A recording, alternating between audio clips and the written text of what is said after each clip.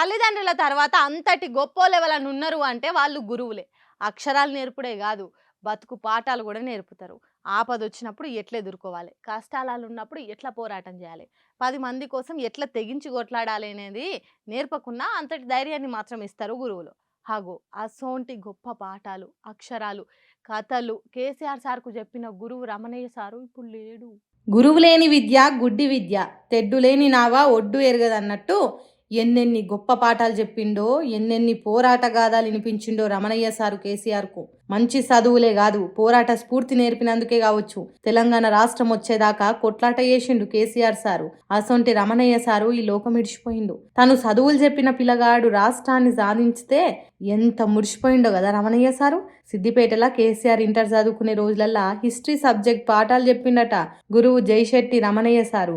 చరిత్రతో పాటు భవిష్యత్తులో ఎట్లా బతకాలి, ఎట్లా పోరాటాలు చేయాలని కూడా చెప్పినట్టున్నది. అందుకే ఏ పిల్లగాడు క్లాసులకు వచ్చినా రాకున్నా కేసీఆర్ మాత్రం ఒక్కరోజు కూడా తను పాఠం వినకుండా ఉండకపోయేదట. గురువు గారిని చూసేదానికి కేసీఆర్ పోయినప్పుడు welcome to father of Telangana అని పిలిచిండట. అప్పుడు కేసీఆర్ సారు ఎంత సంబరపడ్డాడో. తను పాఠాలు చెప్పిన పిల్లగాడు అంత పెద్ద లీడర్ అయిండు అంటే రమణయ్య సారు ఎంత మురిసిపోయిండో కదా. కేసీఆర్ అనే గొప్ప నాయకుడిని తయారు చేసి మనకు అందించిన రమణయ్య సారు ఈ లోకం విడిచిపోయిండంటే కాసింత బాధల మునిగింది తెలంగాణ. కేసీఆర్ సారు కూడా బాధపడ్డాడట ఈ ముచ్చట తెలిసి. సీఎం హోదాల గురువును కలిసినప్పుడు విశ్వాన్ని నడిపేవారు విష్ణువు, మన తెలంగాణను నడిపేది కేసీఆర్ అని పొగిడిన మాటలు యాదికొచ్చి కలత చెందిండట కేసీఆర్ సారు. రమణయ్య సారు ఆత్మకు శాంతి కలగాలనని, స్వర్గలోక ప్రాప్తి జరగాలనని కోరుకుంటా దండాలు పెడుతున్నారు తెలంగాణ పబ్లిక్ రమణయ్య సారుకు. తన డప్పు దాను కొట్టుకున్నట్లా, ఏతులు చెప్పుకున్నట్లా, తప్పులు చేసిన గొప్పలు చెప్పుకున్నట్లా కంపునోరు ట్రంప్ గారిని మించినోళ్ళు ఎవ్వలేరు కావచ్చు. ఏమంటే అమెరికా దేశానికి అధ్యక్షుడు అయిండో కోతికి కొబ్బరి చిప్ప దొరికినట్టు చేసి పాడవుతుండు. రోజుకో ఉద్దర మాటలు మాట్లాడే మోతవారు ఇప్పుడు ఇంకో పనికిరాని మాట మాట్లాడింది చూడండి. ఇజ్జత్ లేనోని ఎన్ని తిట్లు తిడితే ఏం లాభం, సిగ్గు లేనోని ఎన్ని చెప్పు దెబ్బలు కొడితే ఏం ఫాయిదా, ట్రంప్ గురించి ఎన్నిసార్లు చెప్పుకుంటే ఏ ఫలితం. భారతదేశ ప్రధానమంత్రి మోడీ గారు అమెరికా దేశ అధ్యక్షుడైన నేను మంచి పనివంతులం, మా అంత పనికల్లోళ్ళు ఎవరు లేరు అన్నట్టు తన డప్పు తానే కొట్టుకున్నట్టు మాట్లాడిండట ట్రంప్ గాడు.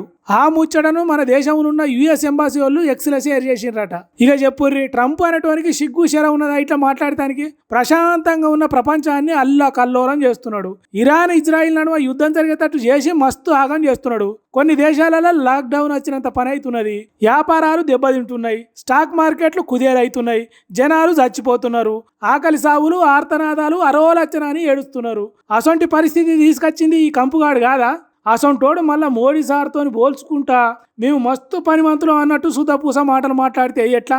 సిగ్గు లేదా అనే జీడి గింజ అంటే నల్లగున్న నాకెందుకు సిగ్గు అన్నట్టు సిగ్గు శరం ఇడిచేసి మాట్లాడుడేంది? ఆ నడుమ భారతదేశానికి తారీఫ్ రేట్లు పెంచి మన దేశాన్ని చెప్పినట్టు వినేటట్టు చేసుకొని రష్యా నుంచి ఆయిల్ కొనకుండా చేసిండు. మళ్ళా తర్వాత 30 రోజులు కొనేదానికి పర్మిషన్ ఇచ్చిండు. దానికి వాడు మన దేశానికి ఏదో మస్తు మేలు చేసినట్టు భవిష్యత్తులో భారతదేశం అమెరికా దేశాల నడుమ దోస్తాను ఇట్లనే ఉంటుందని చెప్తున్నాడు. ప్రపంచ దేశాలను తన పాదాల కింద పెట్టుకోవాలని అనుకునే అమెరికోడు చేస్తున్న అరాచకం చూస్తలేవా? వాని ఉద్దారకం పనులు కళ్ళ ముందర కనిపిస్తలేవా? అసొంటోడు పనివంతుడు ఎందుకు అవుతాడు, రాక్షసుడు అవుతాడు కానీ అని దునియా దేశాల పబ్లిక్ మాట్లాడుకుంటున్నారట.